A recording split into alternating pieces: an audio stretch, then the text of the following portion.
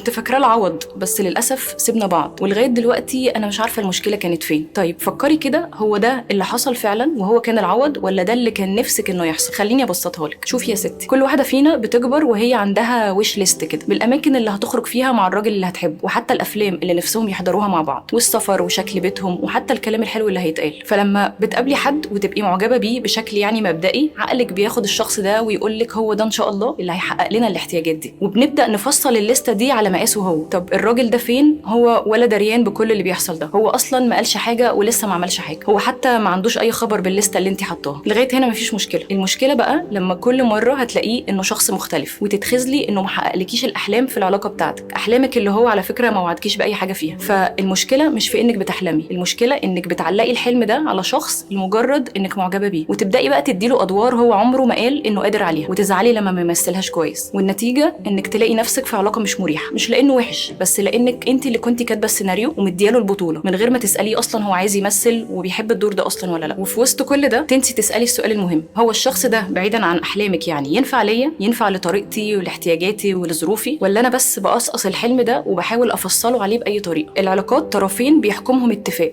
كل واحد بيقول طلباته وبيشوف استعداد الطرف التاني انه يحقق له الطلبات دي. فمش عيب اننا نوازن ما بين احلامنا وما بين اننا نشوف سقف اللي قدامنا طالع لغايه فين.